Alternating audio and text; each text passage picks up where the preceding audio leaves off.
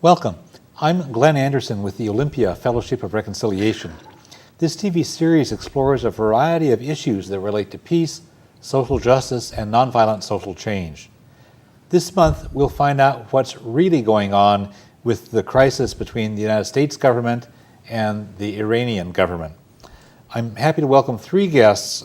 Each of them has interesting experiences and fresh insights that go way beyond what the normal things are that we hear on mainstream TV. And I'm happy to welcome Tom Krebsback. Tom has worked on a number of peace issues. In the spring of 2006, when the U.S. government was whipping up fears of Iran and threatening war, Tom became especially concerned about this. He studied up on the Iran crisis, collaborated with other peace folks, and went to Washington, D.C., where he spent a week lobbying Congress for peace with Iran. Good to have you here, Tom. Good to be here. Char Simons has a professional background in journalism and college teaching. She has a long history of studying and traveling throughout the Middle East and the Mediterranean area. In May of 2006, she went to Iran as part of a peace delegation sponsored by the national level of the Fellowship of Reconciliation, and she also serves on the steering committee of the Olympia FOR. Good to have you here, Char. Thank you, Glenn. Good to be here. And Steve Niva has been a guest on the program a number of times because he's so knowledgeable about a number of issues and he can articulate them so clearly. He's a respected expert on the Middle East who teaches international politics and Middle East studies at the Evergreen State College. He's written extensively for a variety of publications, and he also has served on the editorial board of Middle East Report. Good to have you here. Good Steve. to be here, Glenn. Thanks. Let's do just a brief summary of what the current crisis is about, and then we'll go on and pick up the rich details. Tom, could you summarize what the current crisis is? Right now the question is, for the United States and the Western Europeans, is Iran developing nuclear weapons? The Iranians insist they simply have a peaceful civilian nuclear program to create power for their cities and so on. The United States suspects and strongly argues that they are developing a nuclear weapons program. And so right now, the U.S. and some of its allies is trying to bring the Iran case to the UN Security Council to bring sanctions against them because Iran has not agreed to what the U.S. wants them to do, which is to suspend their research project on nuclear fuel enrichment, specifically enriching uranium. Okay. Char, you've done some work with Iran through your visit there recently, and you make the point that Iran really is a very ancient place that was mostly known as Persia, and also it's pretty cosmopolitan. Mm-hmm. It's just the crossroads of the world for quite a long time. Tell us something about this background. Well, Iran was formerly known as Persia. It was the Great Persian Empire, which encompassed many of the surrounding countries for hundreds of years. The people are a very diverse ethnic mix. Roughly half of the Iranian population are Iranian. You see a lot of people with Central Asian features, a lot of Western features. There are several cities in Iran that we visited that are very cosmopolitan and very different from the Arab parts of the Middle East that I'm familiar with. Mm-hmm. You mentioned before the program that it's been like 300 years since Persia has invaded anybody. Yeah. It's commonly characterized in our media as being a very aggressive country, of being very dominant in the Persian Gulf region and throughout the Middle East, but that's not the case. And the last time that Iran aggressively attacked another country was 300 years ago. Mm-hmm. Steve, there's a lot of interesting history of what's been happening with Iran for the last half a century or so. Can you tell us something about the more recent history, including highlights in 1953, 1979, and so forth? Yeah, many people are always puzzled why there's anger and resentment against American foreign policy in the Middle East. And certainly many wonder why people in Iran might be angry about American foreign policy. But especially in the case of Iran, there's an entire history of U.S. involvement in that country, which has generated a great deal of anger and resentment about U.S. foreign policy. Specifically, Iran came under British occupation. In fact, oil was discovered first in Iran at the turn of the century. And then there was a period of independence in Iran, particularly a constitutional period in the 1950s, in which a democratically elected leader came to power, Mohammad Mossadegh, and in 1953 decided to nationalize Iran's oil. The oil should belong to the Iranian people, not to British multinational oil corporations. And at that time, the U.S. engineered a coup along with Britain. It was a CIA operation, and overthrew the democratically elected leader of Iran and installed the Shah, the Shah who is well known, I think, to many Americans, but very well known to Iranians because of his authoritarian rule, brutal police torture state, and strong alliance with the West, particularly the United States. That's who was overthrown in the Iranian Revolution in 1979. Many people think that revolution, they associate with Ayatollah Khomeini, was simply an Islamic revolution, expression of Islam. It was mostly an expression of resistance against this American-backed dictator, and that's what led to the hostage crisis that came after. Right. Yeah. At that time when the Shah was in power into the mid-'70s, Amnesty International said that Iran had the world's worst human rights record. I mean, they were like the worst. And the United States was giving so much, or giving and selling so much weaponry to Iran that a committee within the U.S. Senate Armed Services Committee had described the Iranian weapons sales from the United States to Iran as out of control. Out of control is a quote from the U.S. Senate. And there's even some work there at that time with the U.S. providing possible nuclear knowledge. Israel and South Africa were sort of in an alliance over nuclear issues that was possible there. Just the bottom line with Iran and U.S. foreign policy should be clear to everyone is oil. It's a question of oil. Iran is number 4 oil supplies in the world, and it sits strategically in the source of the largest oil supplies in the world, the Persian Gulf.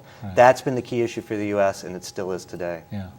Okay, and we're going to revisit a lot of these issues throughout the program here. Char, a little bit later in the program, we'll go into some depth about the trip that you took to Iran during May of 2006. Could you just summarize briefly what the purpose of it was, the timing, and just the main purpose? Sure. The purpose was a friendship delegation of people-to-people contact and forming relationships, flying under the radar of the governments who officially weren't talking to each other, although our sense of being there, that there was a lot of behind-the-scenes negotiation going on. So the delegation that I was a part of, there were 22 of us, 21 Americans, 1 Briton, and we represented all 3 Abrahamic faiths and a variety of professions. There were clergy, educators, bankers, publishers, and writers. And the sponsorship was through the National Fellowship of Reconciliation. And we have a long history of doing these kinds of things into troubled areas so that people can connect at a very, very human level and not have the government be manipulating people into an enemy status. And Tom, around the same time you were going back to Washington, D.C., can you just summarize what that was, and then we'll talk a bit more later about your trip. I guess it was in the springtime, about March, April, I started to become really concerned about what the United States' intentions were with regard to Iran. I was really concerned that they might be seriously planning and intending to carry out a military attack. I was corresponding by email with a woman named Marion Ward, who had, like Char, been to Iran with the Fellowship of Reconciliation in last December, and the two of us shared our concerns. And we tried to put our heads together and figure out what we could do about this. And it dawned upon me that if the Bush administration wasn't willing to negotiate with Iran, maybe we could convince one of the other branches of the government, specifically the Congress, to take up the slack. And we decided to put together a group which would go to Washington, D.C., and lobby certain members of Congress to form a congressional delegation to go to Iran to try and reduce the tensions and maybe forestall any military attack that was going to occur.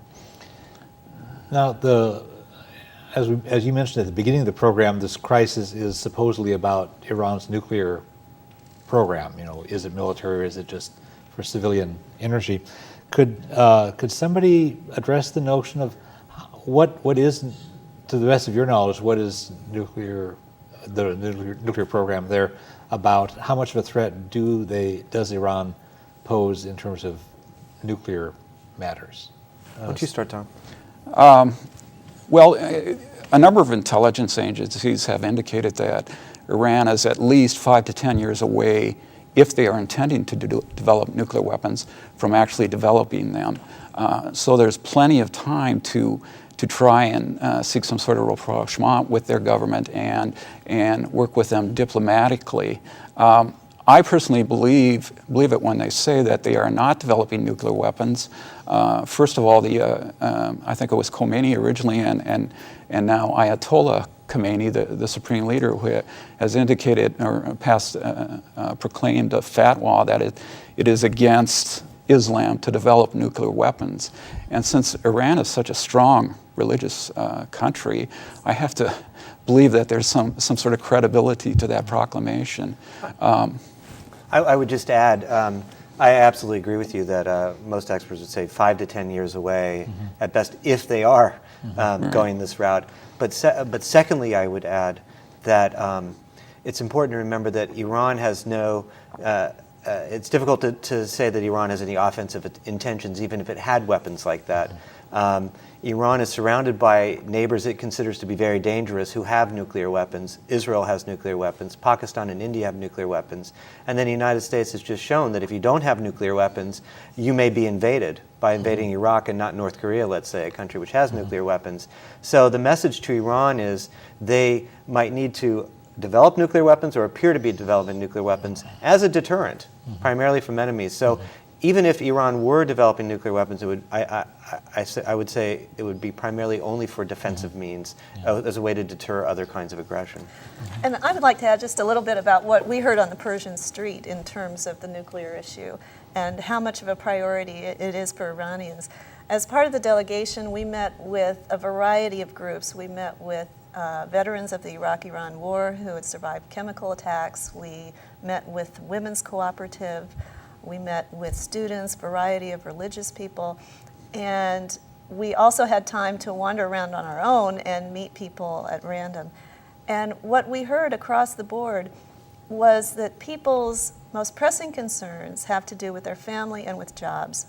The nuclear issue, if it was mentioned at all, was mentioned in the context of American double standard, of the American government telling the Iranians that they can't have nuclear weapons when we have them all over. I'd just like to add one thing to that.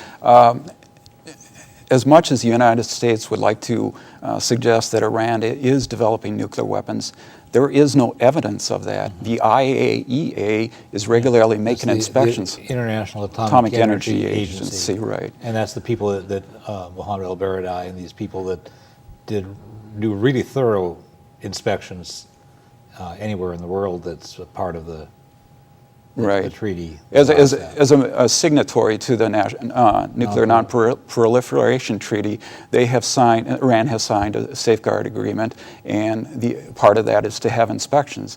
And this inspection regime has never shown that they are developing nuclear weapons. That's right. Which is the case that was happening in Iraq as well, where the inspections kept saying, no nuclear weapons, and then the Bush people just ignored that and pulled. In fact, that's the exact parallel. When you asked earlier, what's the nature of the crisis? I would say the nature of the crisis is that we're being led down the same road we were being led down with Iraq, which is manufacturing a crisis, phony charges of possible weapons of mass destruction. I think people need to keep that in mind when they hear these kinds of claims today. What else should we say about the context of this? You mentioned like the Non-Proliferation Treaty, the deal, and this goes back to 1969, where the deal was among the nations of the world. At that time, there were about 5 nations that had nuclear weapons, and a lot of other countries that did not. And the deal was in the Non-Proliferation Treaty that the countries that did not have nuclear weapons promised not to acquire them or develop them, and the counter side of that was the nations that had them pledged as a treaty obligation to move toward nuclear disarmament and then toward general disarmament.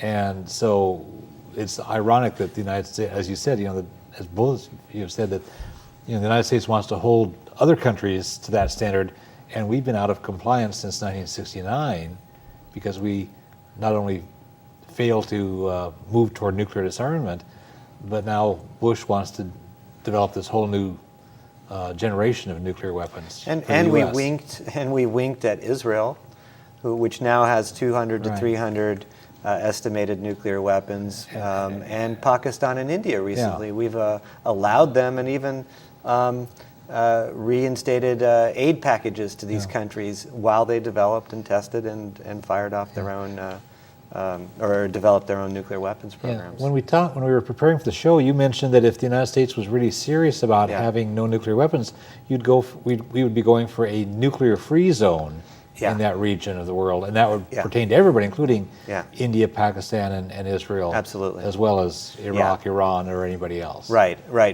Look, I am, I think it is a problem if Iran were to acquire nuclear weapons, and I would say that I also believe it's a problem for any country to acquire nuclear weapons. But if you are really serious about preventing nuclear proliferation in the Middle East, which I think we all should be concerned about, it shouldn't happen, then the only way to really address that is you take away the incentives that other countries have to develop and acquire nuclear weapons, and that is fears of neighbors who have weapons.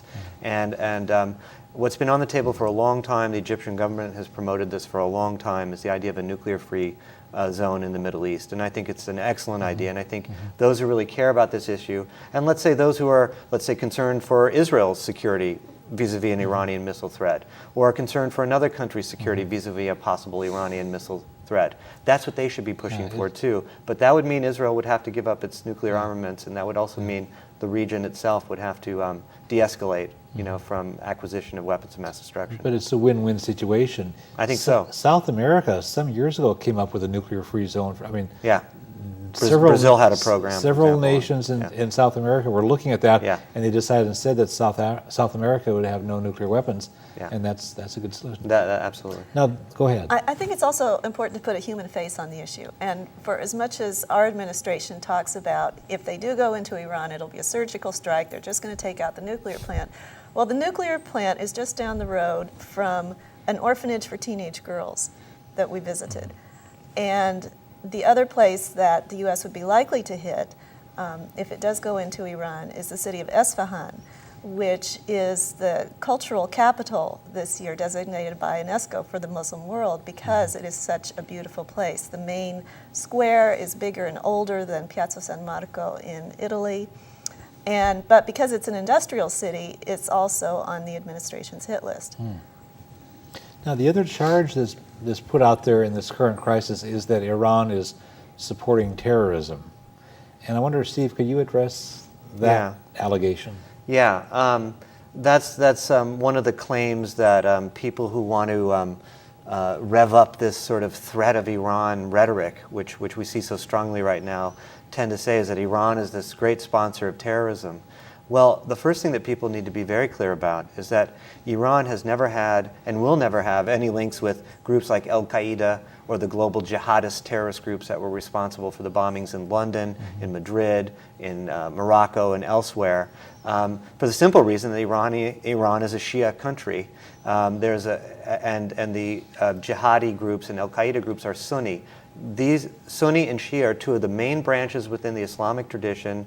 A crude analogy would be Catholic and Protestant, and think of Northern Ireland not on the same side, even though they're both Catholic or Christian. The same would be true here. There are great differences between Shia and Sunni. And for example, Iran has always seen bin Laden, Al-Qaeda, and these folks as a great enemy to Iran. So there's no link between Iran and those types of terrorist groups, and certainly no link with 9/11. Secondly, Iran certainly has allies in the Middle East, and among its allies are Hezbollah in Lebanon and Hamas to some small extent in the Palestinian territories. And I would say, specifically in the case of Hezbollah, they're primarily a national resistance group. They have had wars with Israel, recent wars, of course, but they've never engaged in terrorist activities outside of the boundaries of the Middle East or against American targets. Hamas, likewise, of course, they've engaged in terrorist attacks against Israel. We know the reprehensible suicide bombings and other attacks, but they have never attacked American targets. Hamas has never attacked an American target. So the idea that Iran is a great sponsor of terrorism, to me, is wildly exaggerated and overrated. Let's see. We're taping this program in the very tail end of October of 2006, and there had been talk during the spring saying, wow, the United States is going to be attacking Iran perhaps in June or perhaps before the November election. Regardless of time frame, I'm wondering what your thinking is now in late October of 2006. What do you think is the likelihood of a U.S. military attack of some kind or another, given all the different factors? Well, even though I was very concerned in the spring about an attack, and one can't still rule it out considering the record of the Bush administration, I think it looks less and less likely as time goes along. First of all, I think the administration has found out from its European allies and probably from many other countries in the world that this is just absolutely a no-go. You do not attack this country, because if you attack the country, the results are going to be so devastating for the world. I think they've also heard from members of Congress that we should be talking to Iran. Senator Lugar, who is the chairman of the Senate Foreign Relations Committee. Yes, a Republican. Chuck Hagel, another Republican senator, have called for this country to have direct negotiations with Iran. Richard Armitage, who was part of the first Bush administration in the State Department under Colin Powell, said we should be talking to Iran. Flint Leverett, who was on the National Security Council in the first Bush administration, had an op-ed in the New York Times where he said we need to start talking to these people. The Bush administration in its first term completely blew it because they had so many opportunities to talk to these people and they didn't do it. So there's just this great amount of pressure on the Bush administration now to talk to Iran. And I think they also realize that based upon what's happened in Iraq, that they simply can't have another fiasco like that happen in the Middle East without the world just spinning out of control. Other thoughts? I would agree that I wouldn't rule it out, but I don't think it's too likely. When I was there in May, things seemed a lot tenser than they are now. It was the time when the Iranian president issued his letter to President Bush, which I don't think was widely read in this country. It was widely read in Iran, and it was read by the delegation. And it was about 18 pages long and very thoughtfully composed, and basically took the U.S. administration to task for its double standard in Palestine and Iraq. But my sense was that there was a lot of behind-the-scenes negotiation going on at that point between Iran and the U.S. at some levels, a lot between NGOs. There was a lot of interest in Iran on how to engage Americans on various levels in dialogue. And we had an unscheduled meeting with one of the vice presidents of Iran because our delegation had attracted a lot of international and national media attention while we were there. And I was expecting a 20-minute grip and grin session with the vice president, and what it turned into was a 2.5-hour meeting, a very substantive dialogue where the vice president was very interested in the delegation's ideas on how to create relationships and exchanges between Americans and Iranians. Yeah, that letter that was sent from the president of Iran to Bush said, let's talk. I mean, it was another opportunity to talk that just got dismissed by the people in D.C. that don't want to talk. Yeah, and I think it's very important for people to remember that after 9/11, one of the main countries in the Middle East that immediately said, we denounce the 9/11 attacks, we support the United States in its moment of need at this moment, and went up and rounded up anyone who had any kind of affiliation with global jihadist movements or Al-Qaeda types was Iran. In fact, there was a moment there, Iran under, in Iranian terms, quite a liberal government, was openly seeking diplomatic contacts with the United States at that time. And as I just mentioned a moment ago, Iran is entirely opposed to Al-Qaeda and groups like that. So there's a natural alliance that the United States could strike with Iran. And if your interest is in fighting terrorism, or you're concerned with possible terrorist attacks on the United States from global jihadist movements, then it seems to me you should be promoting dialogue with Tehran, because that would be one of the most effective ways to infiltrate, to use intelligence sources, to actually get at these folks. But it seems to me the Bush administration is actually not so interested in fighting terrorism as they are in promoting a broader agenda regarding power and influence over oil supplies and extending military bases in the Middle East, as we see in Iraq. I think it's also important to understand that the Iranians outside, Israel is the most supportive country of American policy and American government in the Middle East. The country that's next supportive of the Americans in the Middle East is Iran. And a poll was taken by the Iranian parliament in 2002 asking Iranians if they would support increased and improved ties with the U.S. And 75% of Iranians taking the poll responded yes. Tom, tell us about this trip you took in The second week of May. it was of 2006. So As I said before, we had decided that we should lobby Congress on this issue, and I really didn't expect that the Bush administration would make any overture at all towards negotiating with Iran. So my feeling was that if they are not going to do that, let's see if we can get members of Congress to form a congressional delegation and go during the summer recess to Iran. It was kind of a wild idea, but I thought it was something worth trying. So I rounded up a few people in the Seattle area to meet with Jim McDermott's aide in downtown Seattle, and we discussed the idea, and he seemed to have a fairly favorable opinion of it. And then we decided to, Marion Ward and I decided to go to Washington, D.C. We set up prearranged all these meetings with foreign policy aides of congressmen and senators who we felt might be open to the idea. And throughout the second week of May, we met with these people and tried to convince them that it was very necessary for them to do this, to stick their necks out a bit and see if they could maybe form a delegation that could travel to Iran fairly soon with the hopes of lessening tensions and forestalling any military action. now, at the same time, there's this really awful, wrong-headed legislation that was going through Congress. Had already passed the House. Yeah, there was a bill called House Resolution 282, which was the so-called Iran Freedom Act, and it had passed, I think, the week before we got there by an overwhelming margin. There were maybe about, I think, 10 or 15 people that voted against it, and there was close to 400 people that voted for it. And basically it was saying that we should punish any countries or companies worldwide that engage in trade dealing with the petroleum sector and the military sector of Iran, and also to punish the countries that hosted these companies or where the companies were located. There was also a bill which hadn't passed in the Senate called 333, which was really the companion bill.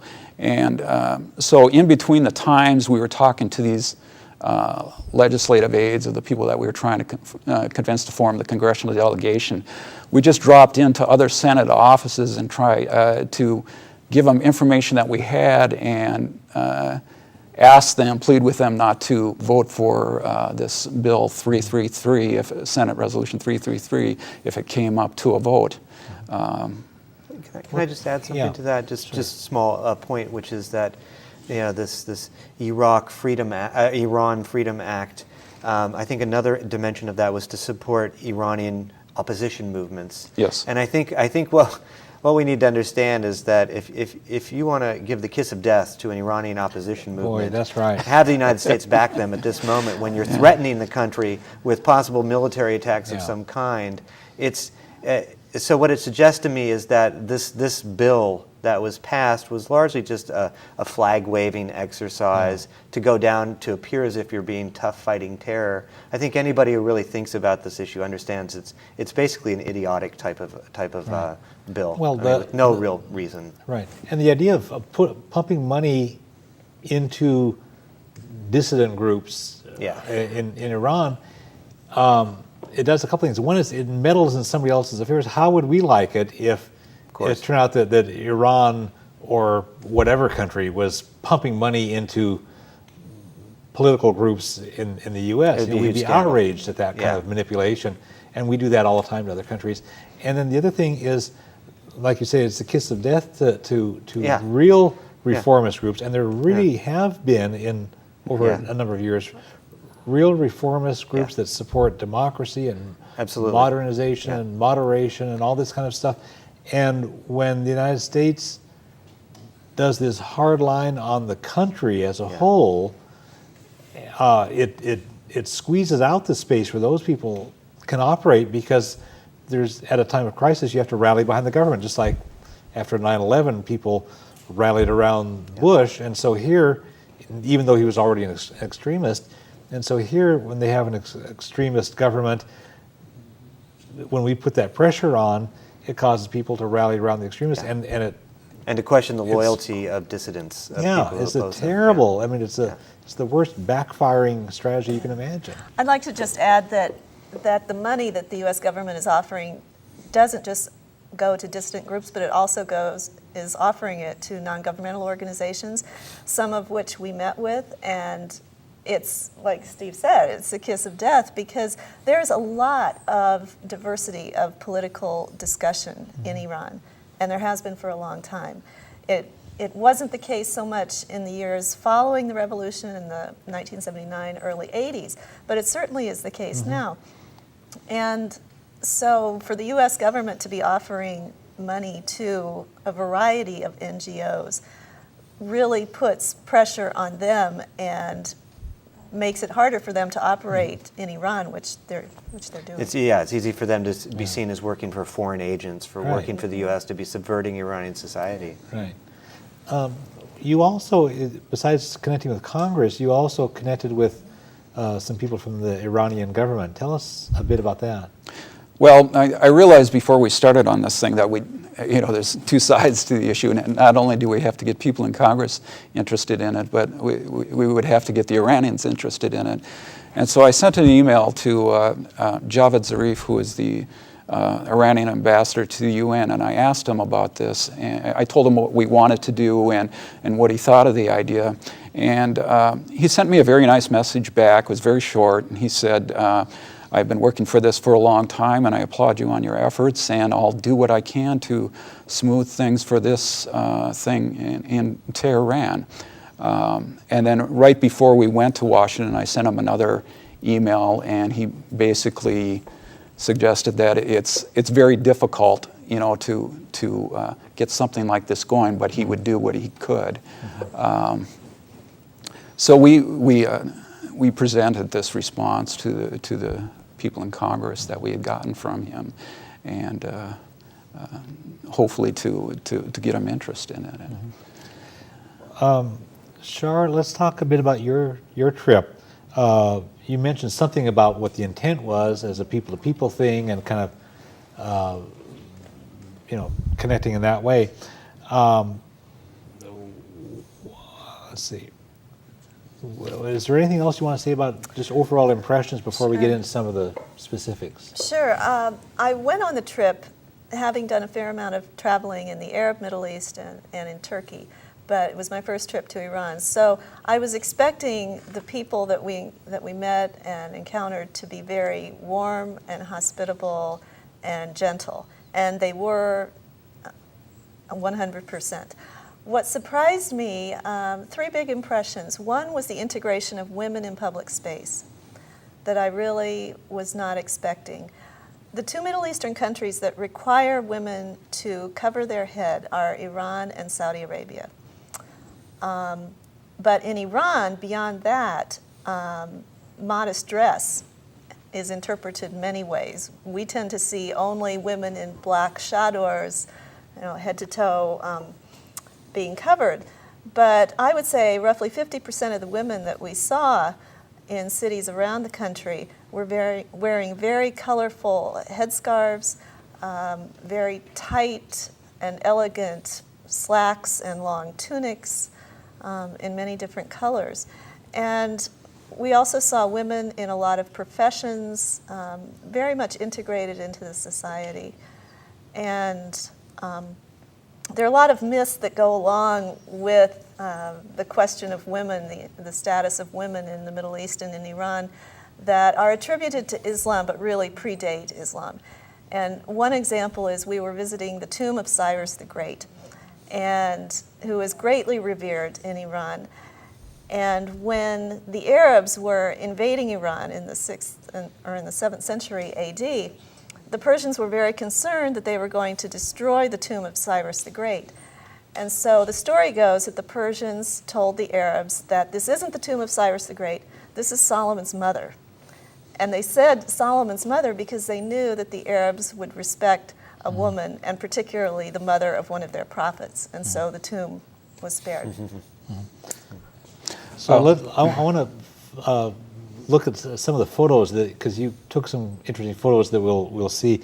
The first one, you have a photo of an imam who runs an orphanage, and you mentioned that orphanage in the town of Natanz, which is ground zero where the nuclear facility is. So it would be his orphanage for teenage girls that would be destroyed. And he looks like such a sweet guy. He was a wonderful man, and both he and his wife have run this orphanage for many years, and the girls there are living there because their families are unable to support them. There's a lot of drug addiction in Iran and a lot of unemployment. And so these girls are in the orphanage because one or both of their parents was not able to find work and or was in jail or had a drug addiction. Now, you mentioned a bit about women, and we have a photo of some women gathered together.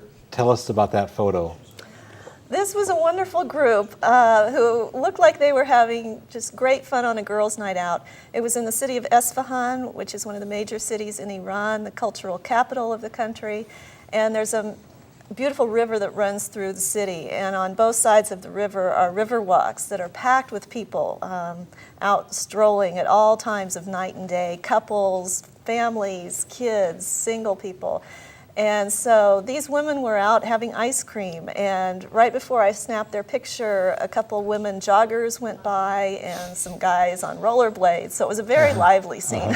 Quite different from the stereotypical notion of Iran as being, men with surly looks on their faces chanting "Death to America" and women fully colored in a dark veil. And you're saying women out having, picnic and men running by on rollerblades. Yeah.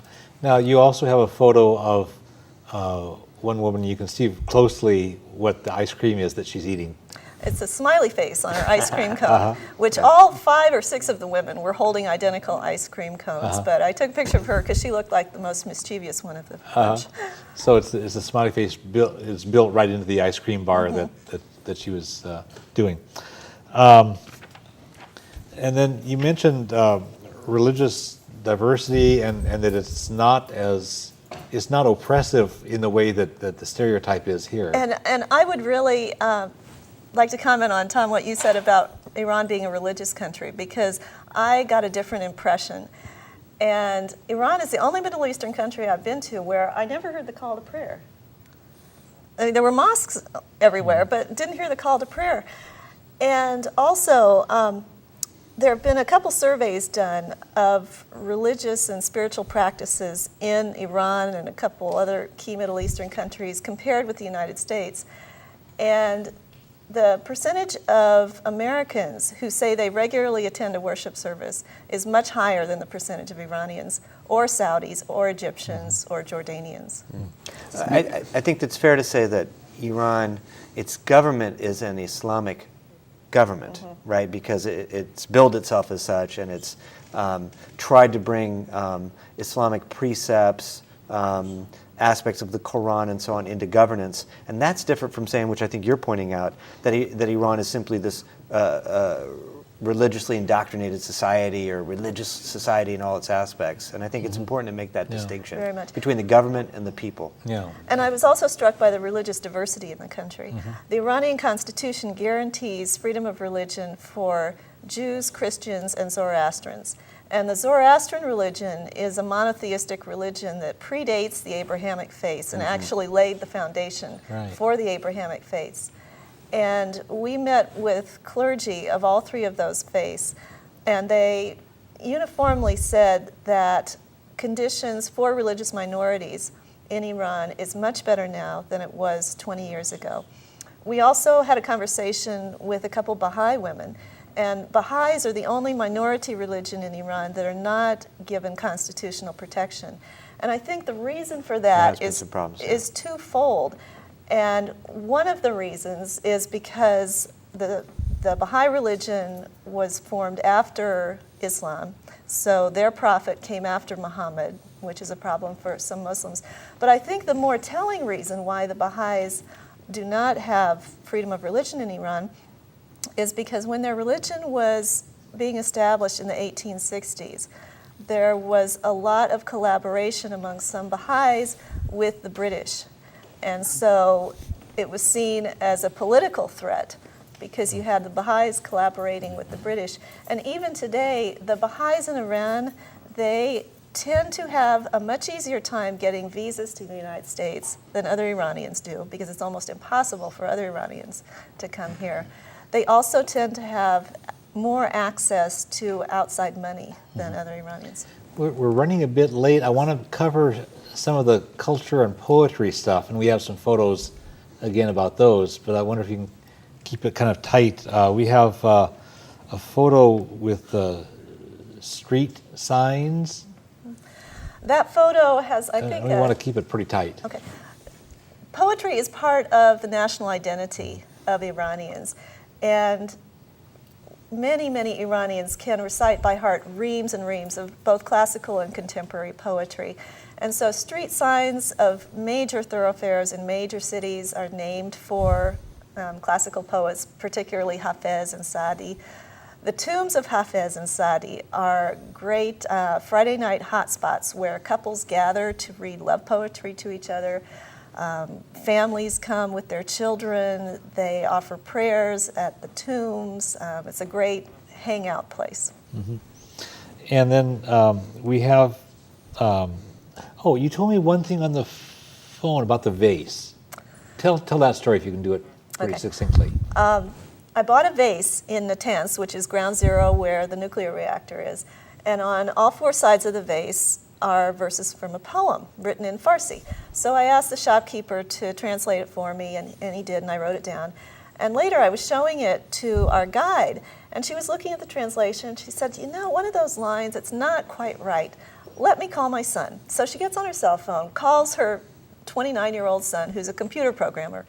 Well, he wasn't home, but her niece was home, who's, I think, 18, college student.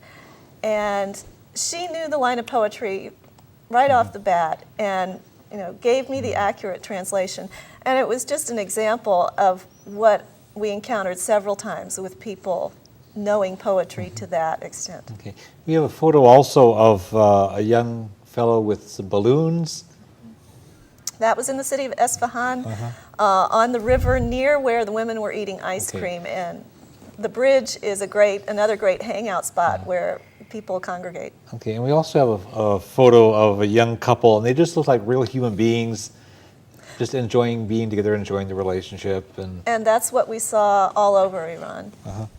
Now, what should we know about President, give me the name. Ahmadinejad. Yes. Ahmadinejad. Okay. President Ahmadinejad. What else should we know about him? He certainly made some waves in the media with statements over the past year, and he's earned quite a reputation as sort of a as being outspoken on a number of issues.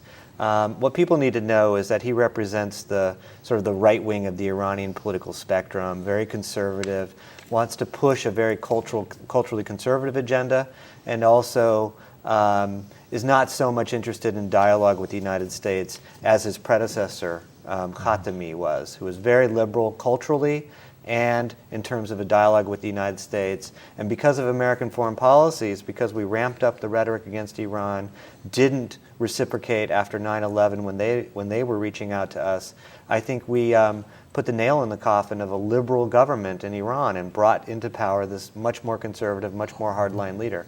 A couple statements he made, which I think many people are familiar with. One, he's talked about Israel quite a bit, how it's an illegitimate state, and in a paraphrase of a quote, he said it should be wiped off the face of the map at one point. I've looked at the actual statement. Some of it's out of context, but he has said that, and of course it's problematic. But he doesn't represent, and he's also suggested that there are doubts about the Holocaust, which of course is absolutely reprehensible and should be condemned by anyone. It turns out it was condemned by one of his main officials in the foreign ministry, who said, we don't stand behind this statement, and so on, which goes to show the bottom line here is that Ahmadinejad, whatever we think of him, doesn't represent all of Iran. He's one particular leader who won one particular election. He represents a faction. He's trying to promote his own faction within Iran. Not all Iranians agree with him at all. In fact, many strongly oppose him. And he's holding together not the strongest coalition in Iran. So we should not generalize from this one leader about an entire country, nor about their foreign policy. And the same thing is true of the United States. As people look at Bush, you go, how did you end up with this guy? Right. That's not what America's all about. Absolutely. And I think the same applies. It's very parallel. And many Iranians made that parallel. Oh, is that right? That they have similar feelings toward their president as they do toward ours. And yeah.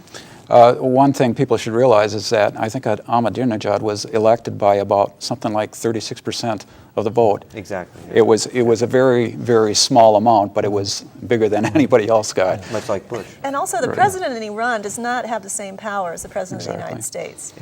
He's more of a mouthpiece than our president. Yeah, and this fellow's playing to his domestic audience just like any national leader does. Is you're playing for your domestic political. And Iran has very high unemployment, and so it's the old, distraction. Yeah, there's a strange situation in which both President Bush and President Ahmadinejad both have an interest in whipping up frenzy about each other's country. Right. Because of the crises they have regarding so many other issues in their rule. And I think it's really crucial for none of us to play into that game and reject the notion that Iran is this imminent threat to the United States and a great danger to the world. It's not. Yeah, these much are people like that eat ice cream. Yeah, much like, the same is true as people shouldn't accept Ahmadinejad playing up the United States in order to cover his own rule. Yeah. Is there We're talking about Israel, for example. I think that's what he's doing when he's talking about Israel. Yeah. Is there anything else that we need to add about the topics we've addressed thus far? Anything about religion? Anything about oil or any of these other factors we've been discussing? I just want to see if there are loose ends hanging out there. One thing I could say is that I don't know if people are aware of it or not, but the Iranians tried very hard during the early stages of the Bush administration to try and reach some sort of rapprochement with America. They offered to help with the Northern Alliance in overthrowing the Taliban. They offered to help with the supposed people that were members of Al-Qaeda that had come over their border. They tried to achieve this grand bargain with the United States where they would discuss everything, the nuclear program and terrorism, their relations with Israel. And because of the neoconservative grasp that was on the Bush administration at the time, and the desire for regime change in Iran, this was all just dismissed. I mean, it was just played down. I wonder, could you say something about the Iran-Iraq war in the 1980s? I think people may have some vague recollection of that, but that seems to be a factor just in the context of what we're operating in. after the 1979 Islamic Revolution in Iran, when they overthrew the American-backed dictator, the Shah, there was that crisis with the hostage crisis that happened and so on, and then that ended. And at that time, an ambitious leader of Iraq named Saddam Hussein decided this was his chance. The Shah was gone. It was his chance to sort of become the dominant power in the Gulf area. And so he invaded Iran, probably with a green light from the United States. Well, there's that famous photo of Rumsfeld. Well, I was going to get to that, And then what happened after that, of course, was that the United States did tilt, as they say, towards Iran, towards Iraq, and embrace Saddam Hussein. Don Rumsfeld, of course, in 83, 84 goes back there. And then, of course, we were supporting Saddam Hussein during the genocidal period against the Kurds in 1998, the 1988, the Anfal campaign, and which is something everyone should remember, and no one in the Middle East forgets this. But it was a terrible war. It's a war that took hundreds of thousands, millions of lives probably. And the problem with that war is that the United States backed both sides in it and tried to keep it going for as long as it could. We backed Saddam Hussein, and remember the Iran-Contra scandal. We also backed and provided intelligence information and payoffs to Iran because we didn't care. Let the people kill each other. It's fine. So we have some history to account for.